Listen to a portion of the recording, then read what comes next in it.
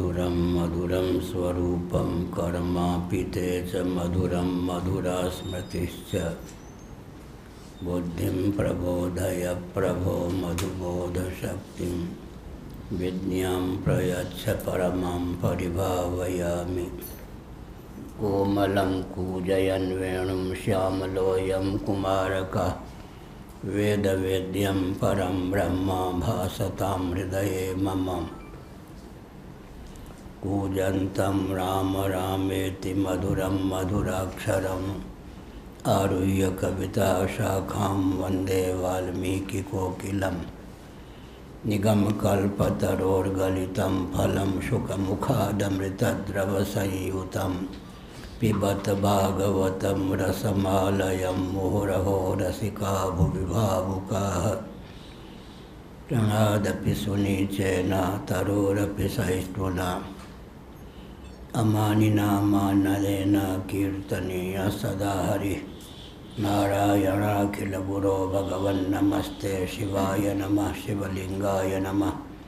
तन्मे मनः शिवसङ्कल्पमस्तु सर्वे भवन्तु सुखिनः।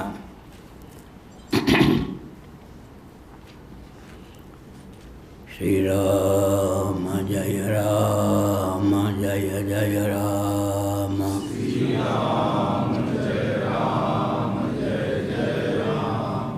धर्म की जय हो, अधर्म का नाश हो, प्राणियों में सद्भावना हो, विश्व का कल्याण हो, गौ माता की जय हो, गोहत्या बंद हो, भारत अखंड हो, सर्वभूत हृदय धर्म सम्राट श्री स्वामी करपात्री जी महाराज की जय हो।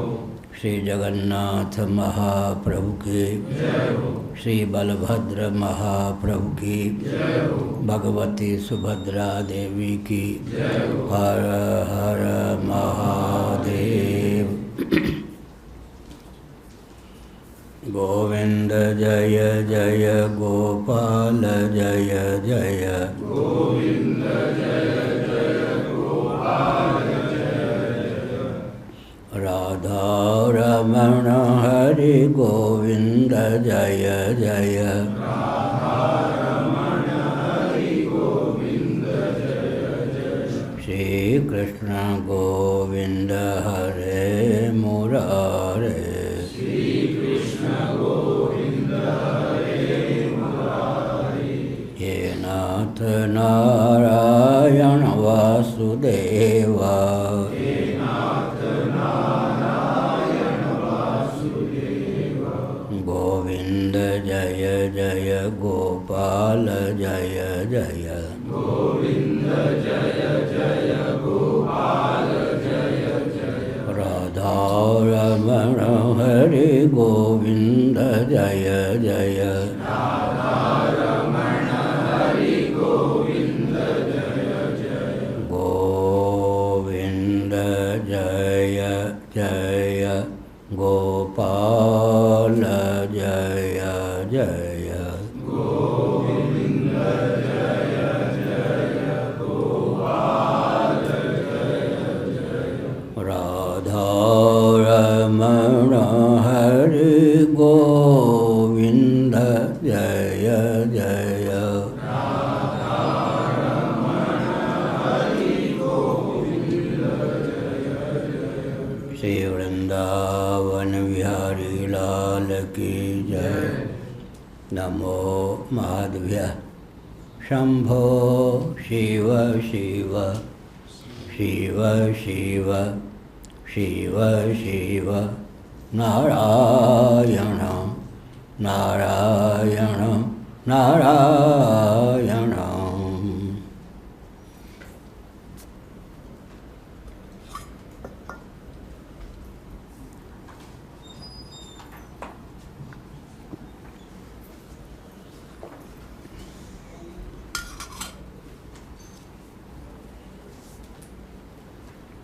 श्रीमद्भागवत सप्तम स्कंध अध्याय 8 श्लोक 55-56।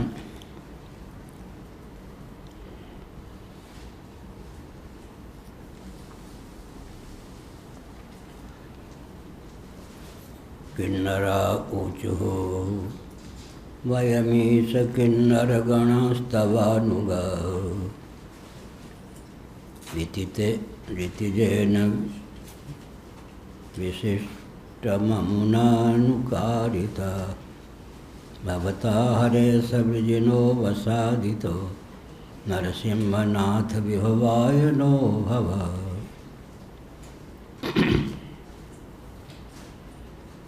भगवान नृसिंह ने हिरण्यकशिपु को मार डाला, उसे सद्गति प्रदान की, उसका उद्धार किया।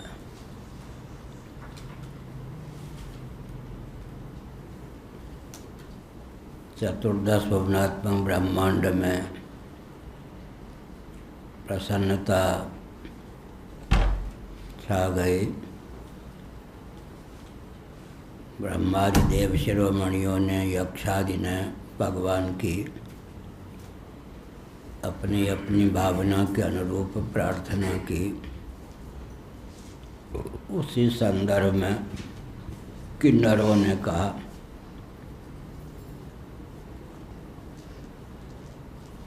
हे प्रभु तवानुगाह, हम किन्नर आपके अनुसेवक हैं, अनुगत भक्त हैं। वितिजेन विशिष्ट ममुनानुकारिता, दिति के गर्भ से समुद्भूत इस दैत्य ने, हिरण्यकशिपु ने हमें तो अपना अनुगामी बना रखा था, बेगार में हमसे काम लेता था।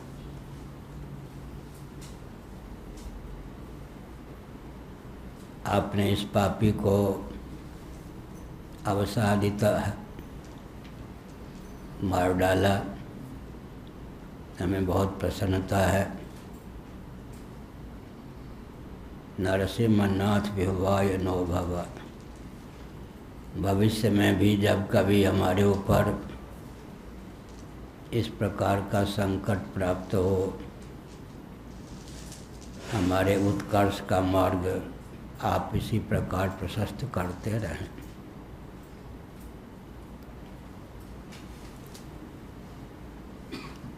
सदा आप हमारे अभ्युदय का मार्ग प्रशस्त करते रहें, यह अभिप्राय। इससे यह ध्वनित होता है कि जीवन में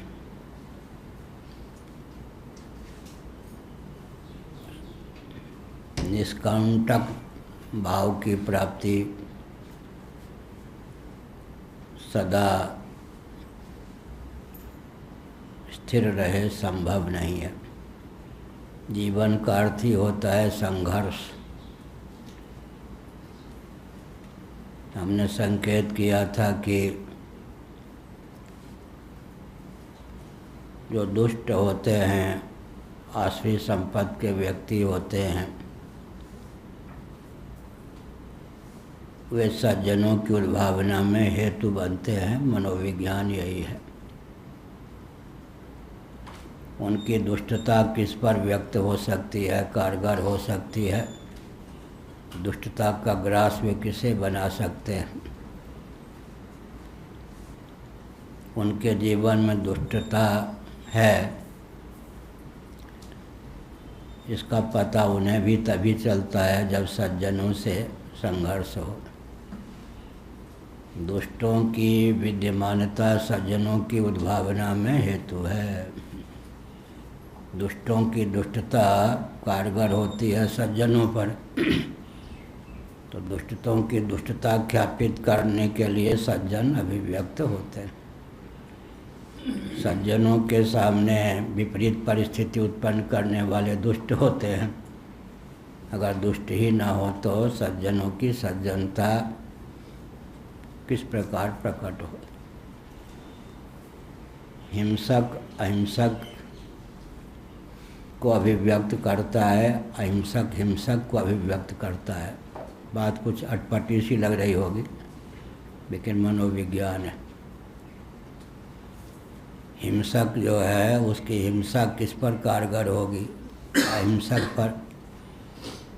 हिंसक की हिंसा अहिंसकों की उद्भावना में हेतु है। कोई अहिंसक है, उसकी अहिंसा की स्फुट अभिव्यक्ति हिंसक न हो तो कैसे होगी? एक दूसरे के पूरक हैं। द्वंद्व का नाम ही है, निर्द्वंद अवस्था का नाम सुषुप्ति है, समाधि है, महाप्रलय है। इसलिए जीवन है तो संघर्ष है। संघर्ष विहीन जीवन कोई जीवन नहीं होता। दुष्टता के पक्षधर होंगे तब संघर्ष होगा, सज्जनता के पक्षधर होंगे तब संघर्ष होगा। संघर्ष का नाम ही जीवन है। नरसिंहनाथ विहुवायनो भव। इसी प्रकार हमारा अभ्युदय आगे भी आप करते रहें। हे नृसिंह, हे प्रभु, जब हमारे उत्कर्ष का मार्ग आप इसी प्रकार ख्यापित करते रहें। इसका अर्थ है हम आपके सेवक हैं, किन्नर हैं। भविष्य में भी इस प्रकार का कोई उपद्रवी अगर आ ही जाए, उसका दमन करके हमारे हित का मार्ग आप इसी प्रकार प्रशस्त करते रहें, हमारी यही भावना है। सबसे पहले ब्रह्मा जी ने भाव व्यक्त किया, सबसे अंत में विष्णु पार्षदों ने भाव व्यक्त किया।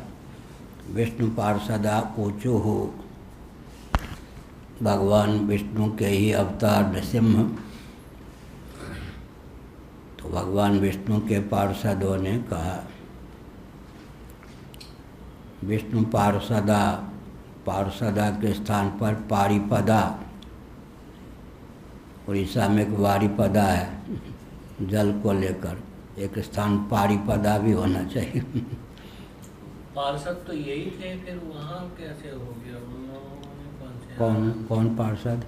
ये हिरण्याक्ष के हिरण्यकशिपु। दो ही तो रहते, बहुत से होते।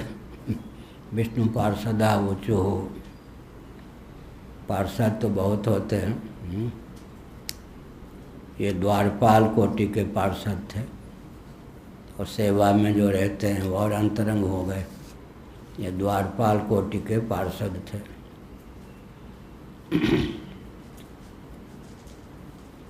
द्वारपाल भी पार्षद होते हैं और सन्निकट रहकर सेवा करने वाले भी पार्षद होते हैं। तो द्वारपाल की अपेक्षा जो व्यक्तिगत सेवा करते हैं वो प्रत्याशतिर विशिष्यते अधिक सन्निकट के पार्षद होते हैं। विष्णु पार्षदा ऊँचू हो, भगवान विष्णु के पार्षदों ने कहा, पारिपदों ने कहा, अद्वैतधीर नर रूपमद्भुतं ते दिष्टं न शरणद सर्वलोक शर्म सोयम ते विधिकर ईश विप्रसप्त तस्येदं निधनमनुग्रहाय विद्मः।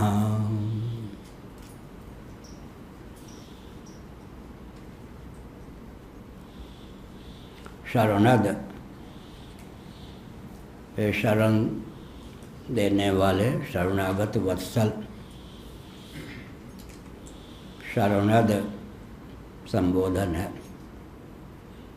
शरण प्रदान करने वाले, आश्रय प्रदान करने वाले,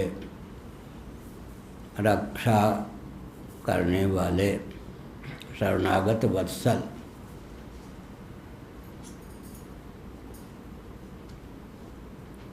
सर्वलोक शर्म, शर्म का अर्थ है सुख, शांति, आनंद।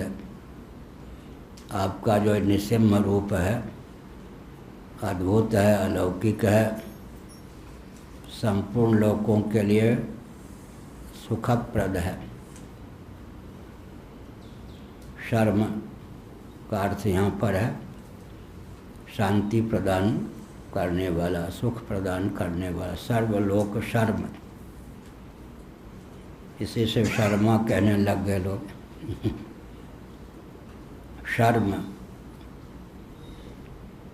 शर्म शांतिप्रद, संपूर्ण लोकों को शांति प्रदान करने वाला आपका यह अलौकिक नृसिंह रूप है। रूपम अद्भुतम, अद्भुत है रूप। नरसिंह, दोनों रूपों में आप एक साथ व्यक्त हैं। नरसिंह रूप है, अद्भुत रूप है यह। शरणद, आप शरणागत वत्सल हैं। जो भय से आक्रांत हैं उनको आश्रय प्रदान करने वाला आपका यह स्वरूप है। अब अंतरंग रहस्य को ख्यापित करते हैं, क्योंकि विष्णु पार्षदा ऊँचो लिखा है। भगवान विष्णु के पार्षद तो जय विजय के अवतार ये लोग थे, ये भी तो पार्षद ही थे, तो साथी लोग ठहरे। तो अंतरंग रहस्य प्रकट करते हैं। स्वयं ते विधिकर ईश विप्रसप्त तस्येदम निधनम अनुग्रहाय विद्मः। बहुत बढ़िया कहा। जिसका आपने उद्धार किया वो था कौन? ये आपका आज्ञाकारी सेवक ही तो था।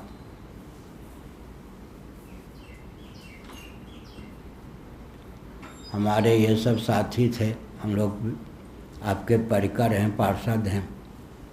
लेकिन सनत कुमार ने शाप दे दिया था, उस शाप के वशीभूत होकर ये विपरीत बुद्धि वाले हो गए।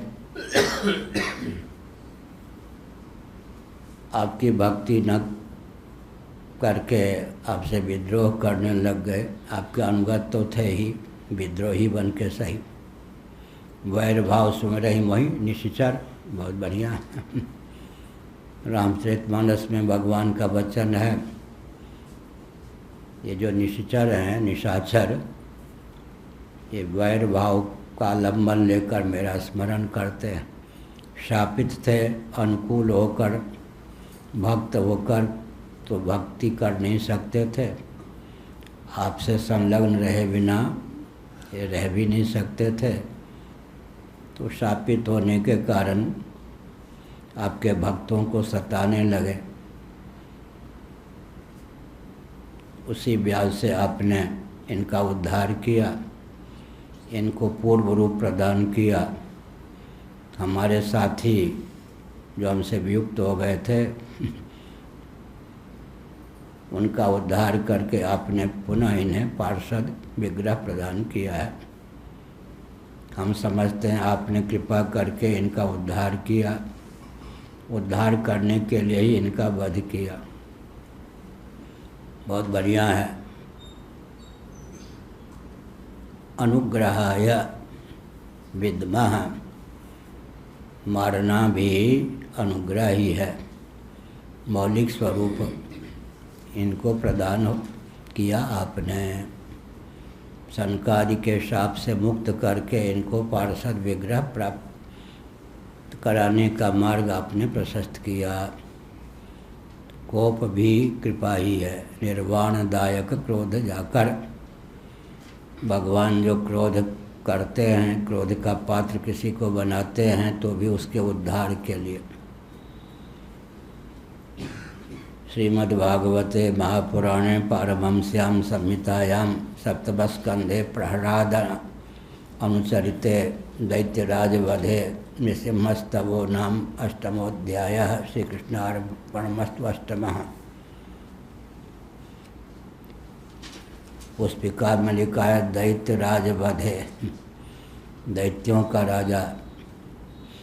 दिति गर्भ समुद्भूत, दिति के वंश परंपरा में जो भी जन्म लेते हैं, दिति गर्भ समुद्भूत था सीधे, तो दैत्य हुआ दैत्यराज। मातृपरक नाम है दैत्य। अदिति के पुत्र आदित्य, दिति के पुत्र दैत्य। कुल का परिचायक मातृकुल।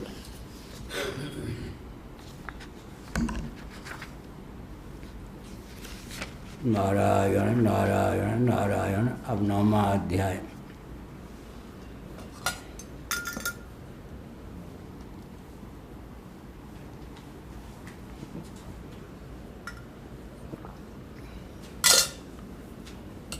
ब्रह्मा जी से लेकर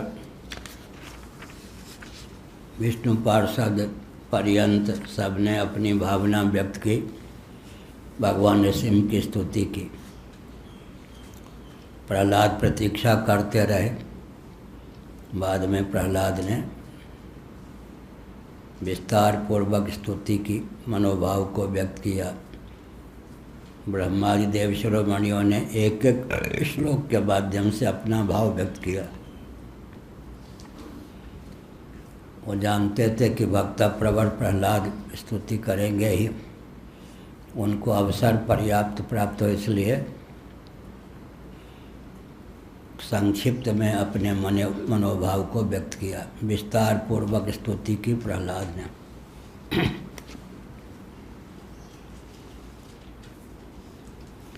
अब नारद उवाच। युधिष्ठिर जी ने पुनः प्रबोधित किया। नारद जी कौन है? प्रहलाद के गुरु। नारद जी की विशेषता पर हमने प्रकाश डाला और प्रहलाद जी की विशेषता पर भी प्रकाश डाला।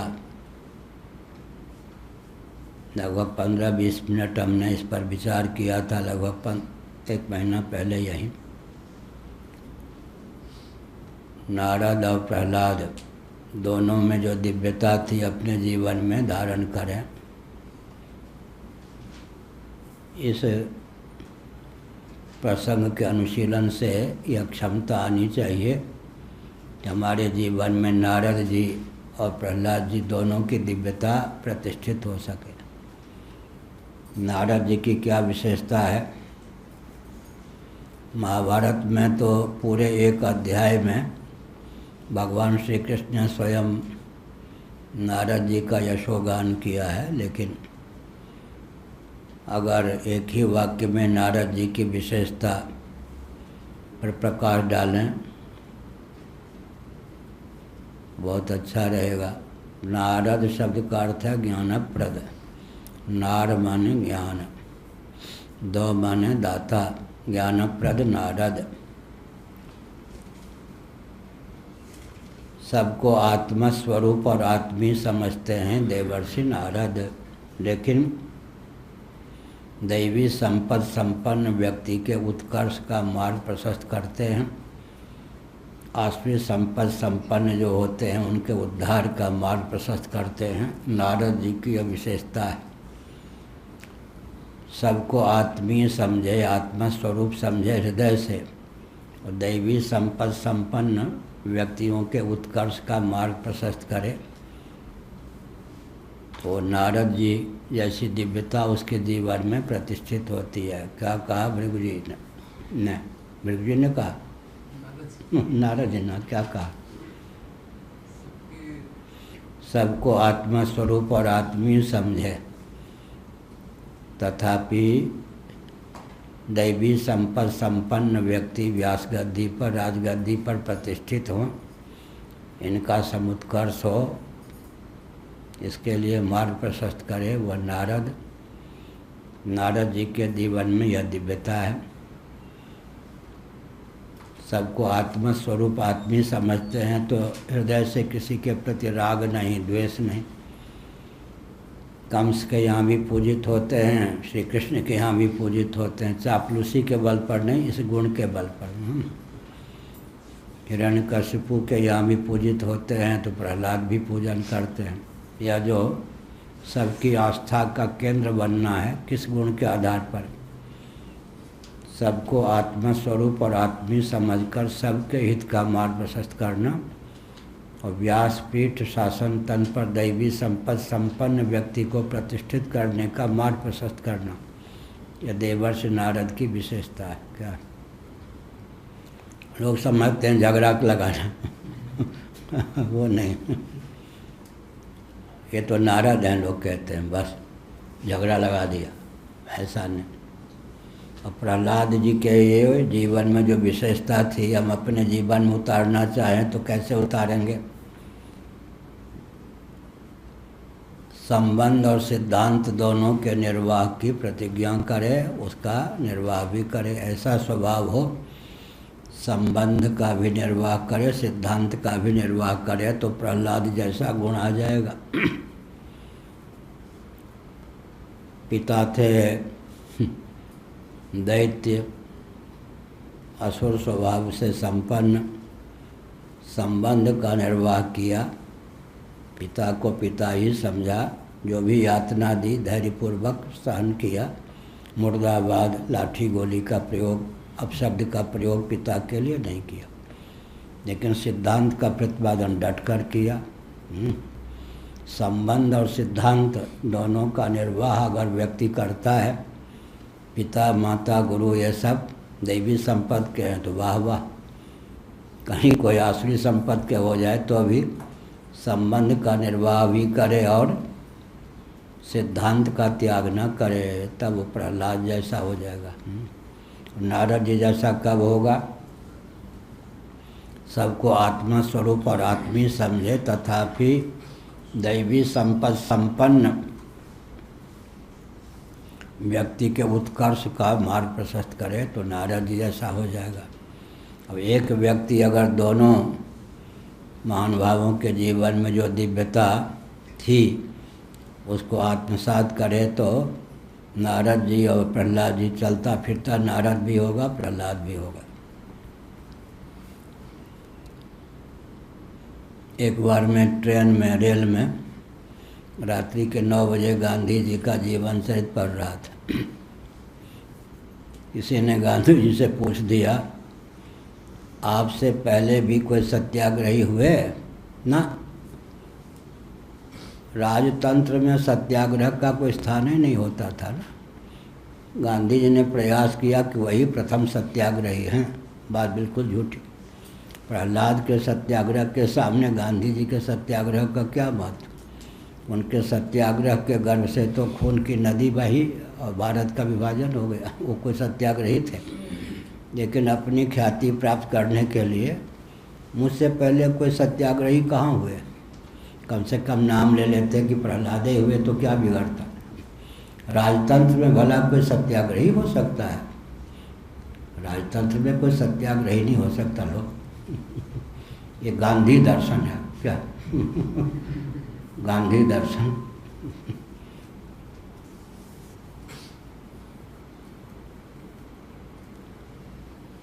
अब नारद उवाच, नारद ज्ञानप्रद गुरु। अपना शिष्य उत्कृष्ट हो तो गुरु को प्रसन्नता होती है ना। प्रहलाद ने कब शिक्षा ली? जब माँ के गर्भ में थे। देवर्षि नारद ने इनकी माँ कयाधु को बेटी के समान स्नेह देकर अपने यहाँ तब तक रखा जब तक हिरण्यकशिपु तप करके लौट ना आवे। वो भी सती साध्वी हिरण्यकशिपु के द्वारा प्रदत्त जो तेज था उसको गर्भ में संजो के रखे हुए थी कि पतिदेव तप करके आएंगे तभी शिशु को जन्म दूंगी। तो गर्भगत शिशु ने देवर्षि नारद का सत्संग प्राप्त किया था। यह भी प्रहलाद के गुरुदेव नारद एवं सुरादय सर्वे ब्रह्मरुद्र पुरस्सराः नोपेतुमशकन्मन्यो संरंभम सुदुरासदम। भगवान नृसिंह अपने शापित भक्त हिरण्यकशिपु का उद्धार कर चुके, तीक्ष्ण नाखूनों के द्वारा उसके वक्षस्थल को विदीर्ण कर उसका कल्याण कर चुके, फिर भी उनका उग्र स्वरूप शांत नहीं हो रहा था। ब्रह्मा जी से लेकर के भगवान विष्णु के पार्षदों तक सबने उनकी प्रार्थना भी की, लेकिन अत्यंत प्रचंड विकराल स्वरूप नृसिंह भगवान का शांत नहीं हो रहा था।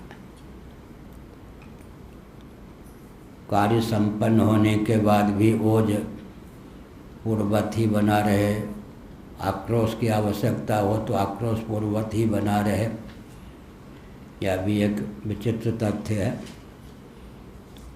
नारद जी ने कहा, दूर से सबने प्रार्थना की, यशोगान किया, समीप आने का साहस किसी ने नहीं किया। जितना विकराल स्वरूप था नृसिंह भगवान का। नारद उवाच, नारद ने कहा, देवर्षि नारद ने, देवता होते हुए ऋषि, देवर्षि, देवता होते हुए ऋषि देवर्षि, यहाँ नारद है। नारद ज्ञानप्रद महापुरुष ने कहा, अपने शिष्य का यशोगान ही तो किया ना युधिष्ठिर जी के सम्मुख। एवं सुरादय सर्वे ब्रह्म रुद्र पुरस्सराः नो कैतुमशकन्मन्युः संरम्भं सुदुरासदम्।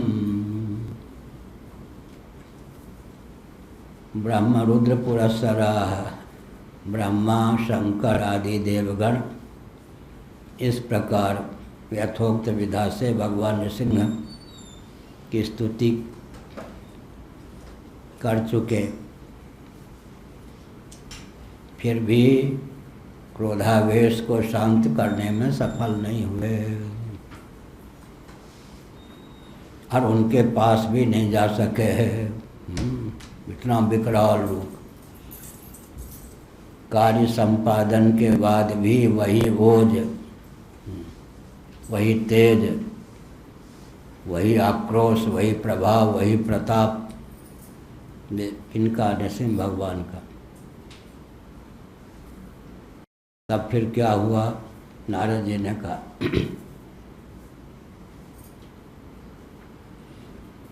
दुरासदम सुदुरासदम, उनके क्रोध को, मन्यु को कोई भी शांत करने में समर्थ नहीं हुए। उनके पास जाने में किसी के जीवन में धैर्य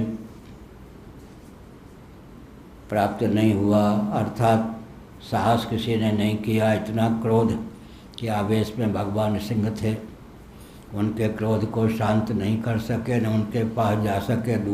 दूर से ही दंडवत प्रणाम किया, स्तुति की,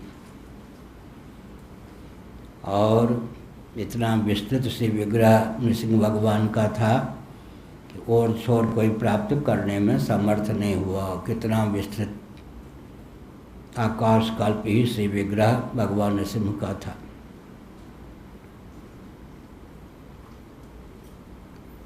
साक्षात् श्री प्रेषिता देवैर्दिष्टा तन्महदद्भुतम् अदृष्टा सुपूर्वत्वात् सा नोपेयाय शंकिता। मनोविज्ञान भी बढ़िया है।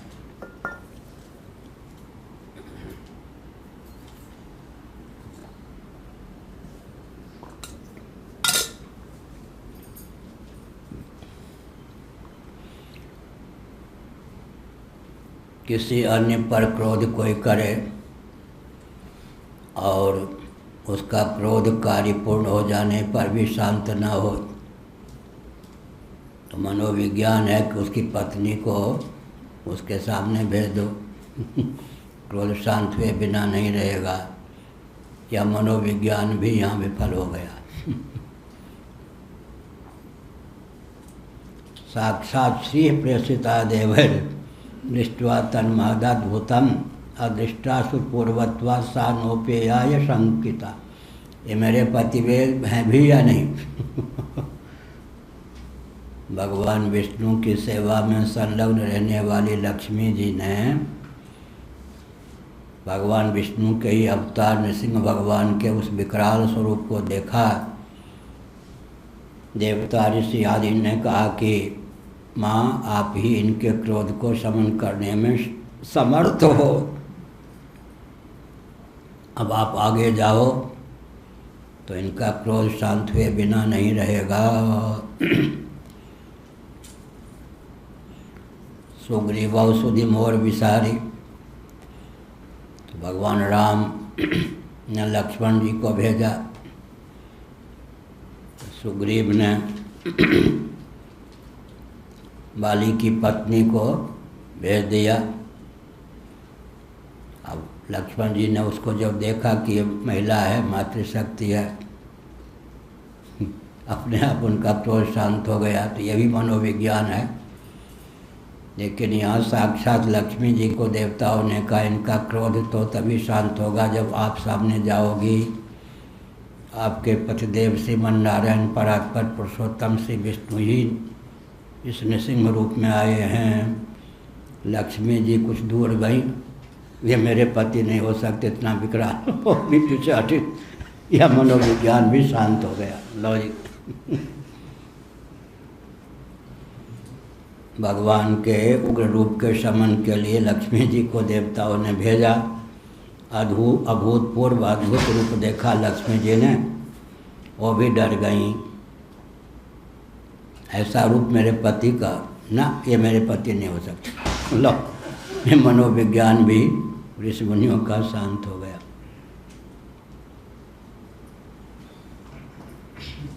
अब ब्रह्मा जी ने सोचा जिसकी रक्षा के लिए भगवान ने यह विकराल रूप धारण किया है वह है प्रहलाद।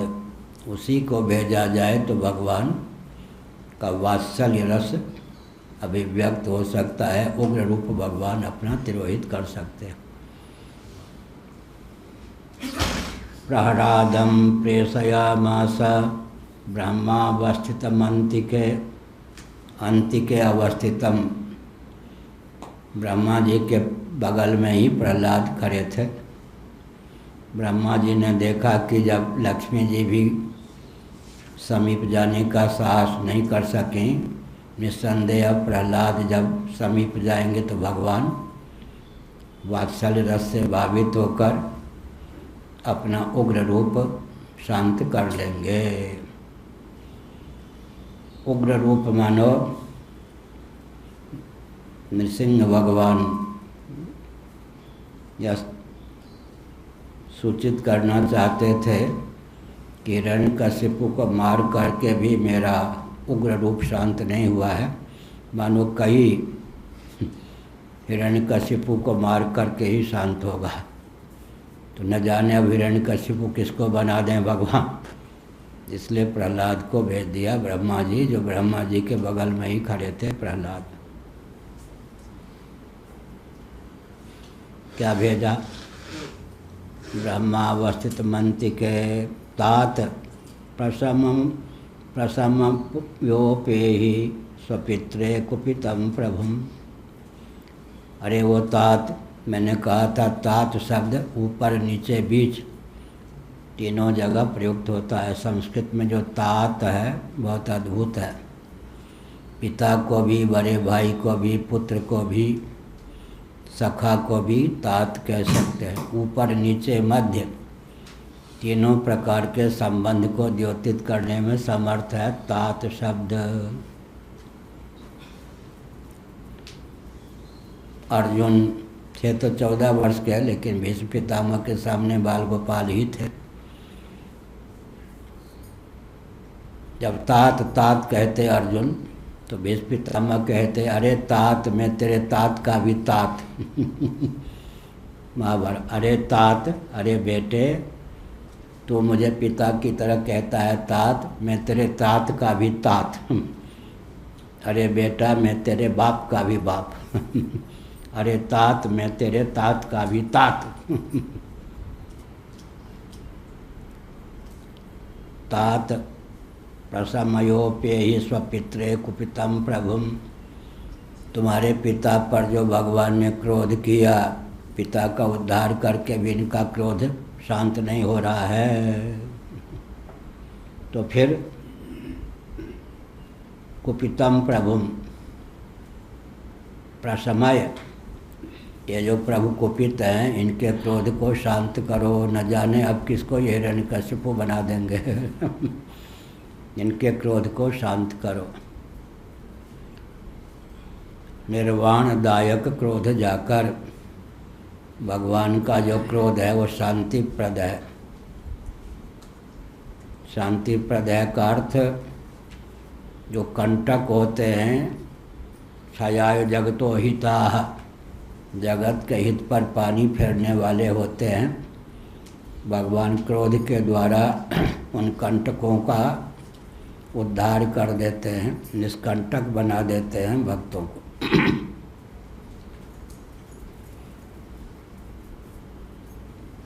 तब क्या हुआ? तथेति शनकैराजन महाभागवतोर्भकः उपेत्य भुविकायेन ननाम विदितांजलि। बहुत बढ़िया चौथा श्लोक। जो आज्ञा प्रहलाद ने कहा, प्रभु जो आज्ञा, कहकर धीरे से भगवान के पास जाकर हाथ जोड़कर पृथ्वी पर साष्टांग लेट गए। ननाम विदितांजलि, भुविकायेन, पृथ्वी पर दंडवत प्रणाम किया। बहुत बढ़िया। भगवान के हृदय में जो वात्सल्य था वो ब्रह्मा आदि के प्रति प्रकट नहीं हुआ, लेकिन प्रहलाद को जब दंडवत करते हुए देखा, भगवान के हृदय का वात्सल्य रस उच्छलित हो गया। उसी की रक्षा के लिए तो भगवान ने अपना उग्र रूप धारण किया था। नन्हा सा बालक भगवान के चरणों के पास जाकर दंडवत कर रहा था। स्वपाद मूले पतितं तमर्भकं विलोक्य देवः कृपया परिप्लुतः उत्थाप्य तच्छीर्ष्ण दधात् कराम्बुजं कालायि वित्रस्तधियां कृताभयम्। बहुत बढ़िया। ये सब वृंदावन में बहुत साल पहले इन सब की कथा कह चुके थे, उड़ियावा जी के यहाँ।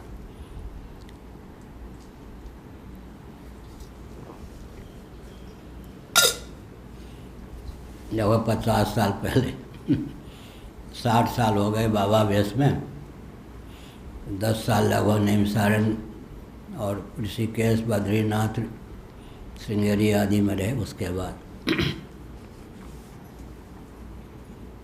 स्वपाद मूले पतितं तमर्भकं विलोक्य देवः कृपया परिप्लुतः उत्थाप्य तच्छीर्ष्ण दधात् कराम्बुजं कालायि वित्रस्तधियां कृताभयम्।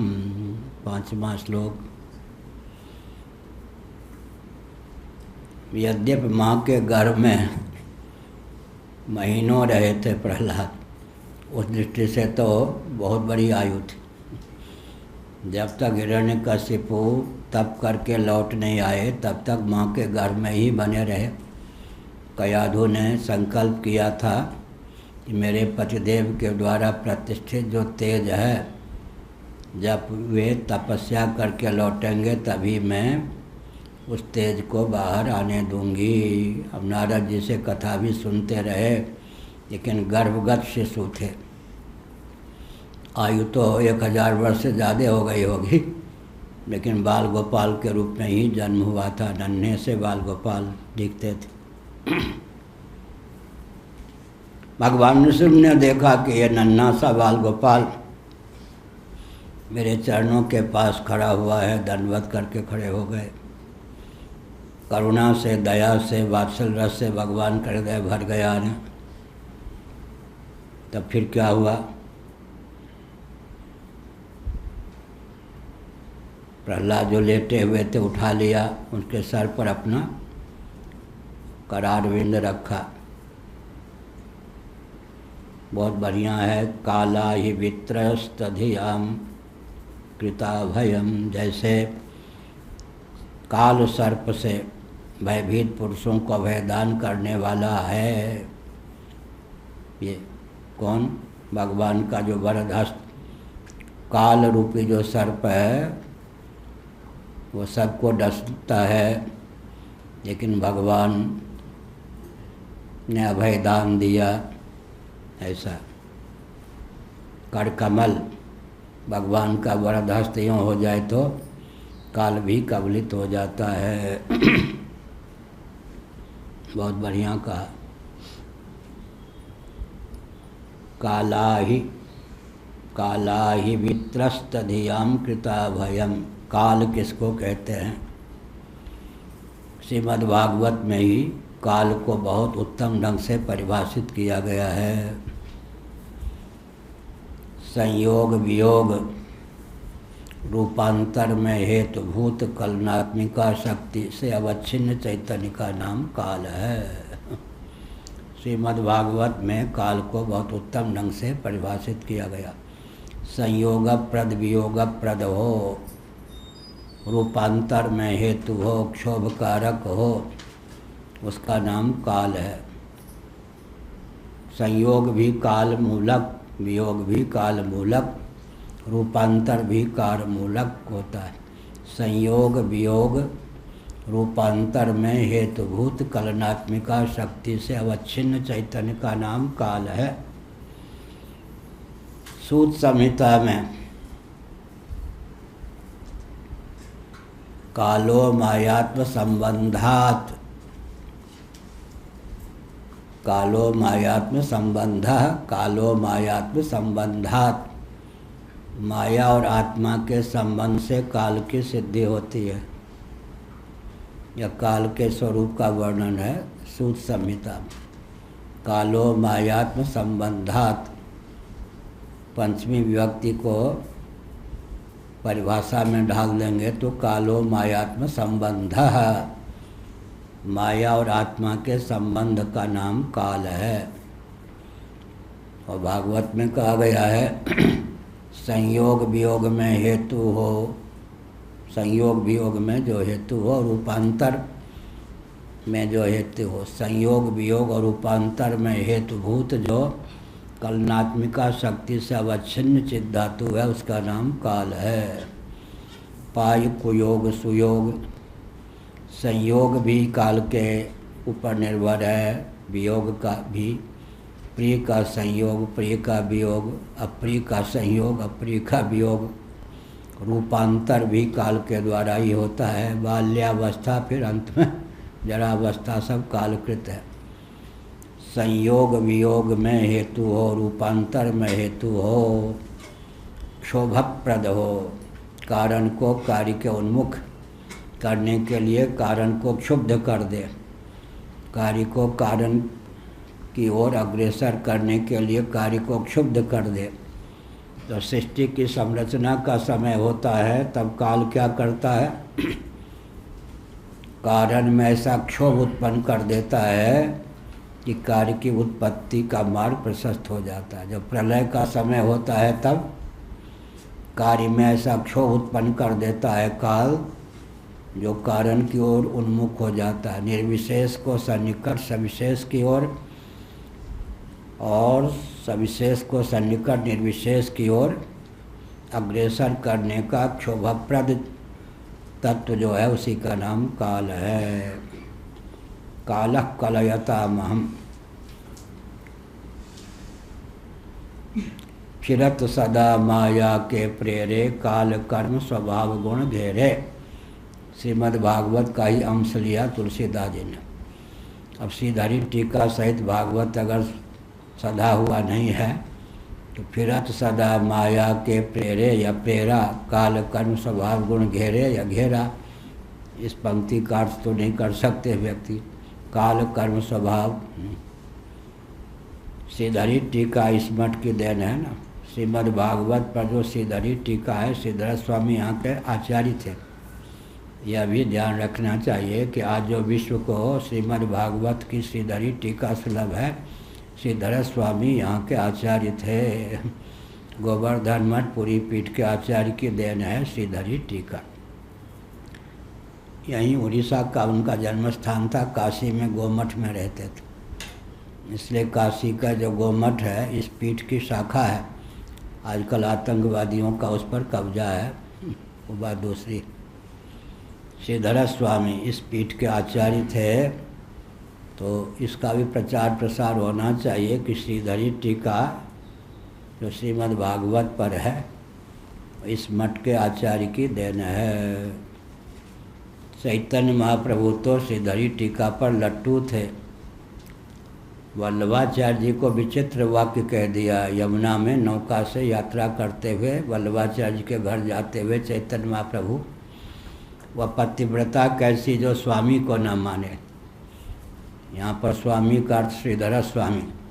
यदि आप वल्लभाचार्य को चैतन्य महाप्रभु ने कह दिया, भागवत के अपने को विशेषज्ञ मानते हैं, टीकाकार मानते हैं या टीका करने की भावना है, और श्रीधर स्वामी को नहीं मानते, तो समझ लीजिए वो पतिव्रता कैसी जो स्वामी को न माने।